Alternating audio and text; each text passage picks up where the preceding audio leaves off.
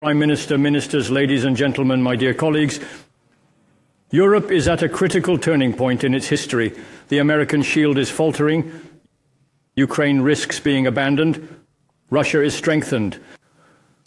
Washington has become the court of Nero, an incendiary emperor, submissive courtiers, and a jester on ketamine tasked with purging the civil service. It is a tragedy for the free world, but it is primarily a tragedy for the United States. Trump's message is that there is no point in being his ally since he will not defend you.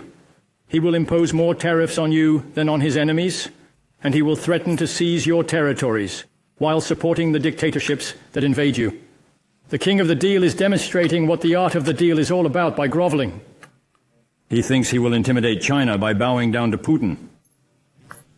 But Xi Jinping, facing this wreck, is certainly hastening the preparations for a Taiwan invasion.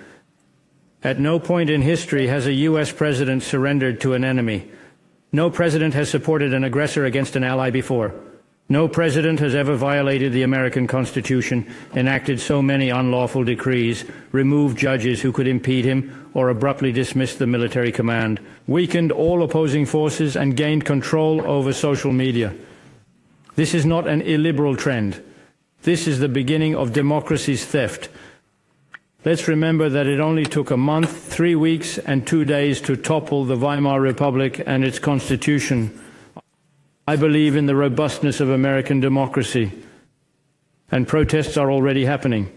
But in a month, Trump has harmed America more in 1 month than in 4 years. We were in conflict with a dictator. Now we are up against a dictator aided by a traitor. Just a week ago, while Trump was giving Macron a friendly pat on the back at the White House, the US was voting at the UN with Russia and North Korea against Europeans asking for Russian troop withdrawal. Just 2 days later in the Oval Office, the military advisor was lecturing war hero Zelensky on morality and strategy before firing him like a weak subordinate, commanding him to either comply or step down.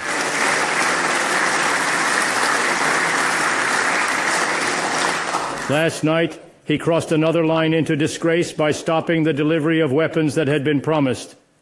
What to do about this betrayal? The answer is simple. Confront it. First, do not err. If Ukraine loses, Europe loses. The Netherlands, Georgia, and Moldova are on the list. Putin's objective is to go back to Yalta, where half the continent was surrendered to Stalin.